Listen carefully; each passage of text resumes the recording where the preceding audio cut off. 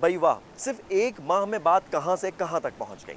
3 ہفتے قبل روپے کے مقابلے میں ڈالر آسمان سے باتیں کر رہا تھا، اور مہینے کے اختتام پر پاکستانی روپیہ دنیا کی سب سے بہترین پرفارمنس دکھانے والی کرنسی ہو گئی ہے۔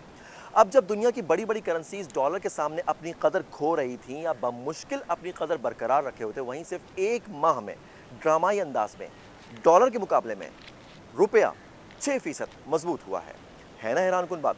اب آپ کے ذہن میں سوال تو ہوگا کہ ڈالر کی قدر گرنے سے ہم پر کیا اثر پڑے گا؟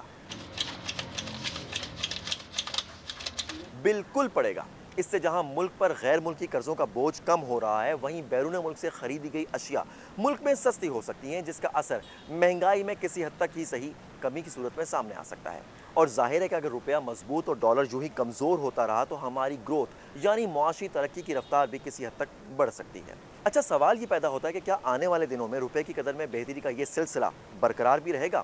ایکسپرٹس کا کہنا ہے کہ اس وقت روپے کی قدر میں آنے والی بہتری کی اصل ریزن حکومت کے بعض اقدامات ہیں، جن میں ڈالرز کی ذخیرہ اندوزی، غیر قانونی ایکسچینج کمپنیز کے خلاف کارروائی اور اس طرح کے دیگر ایڈمنسٹریٹو میجرز ہیں، جس سے اچھا خاصا فرق پڑا ہے، اور اگر یہ سلسلہ برقرار رہا تو مزید بھی فرق پڑ سکتا ہے۔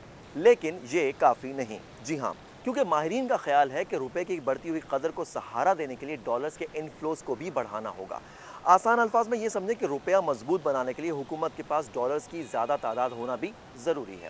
تو پھر سوال یہ پیدا ہوگا کہ اب یہ ڈالرز آئیں گے کہاں سے؟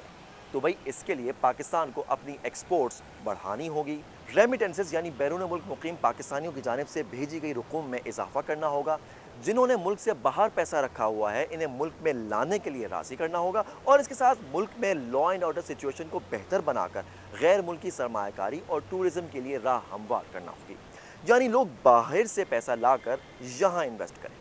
کہنے کو تو یہ بڑی آسان باتیں ہیں، لیکن یہ سب کچھ کرنا اتنا بھی آسان نہیں۔ اس کے لیے ارادے اور نیت کے ساتھ پالیسیز میں تسلسل ہونا بھی ضروری ہے، ورنہ حقائق بتاتے ہیں کہ پاکستانی روپیہ گزشتہ ایک سال میں لگ بھگ 30% کمزور ہوا ہے، اور مہنگائی کی صورت میں اس کی کمزوری کا اثر پاکستانیوں کی زندگیوں پر خوب نظر آتا ہے۔ اور مستقبل کیا ہوگا، اس کا تعین اب آپ خود کر لیں۔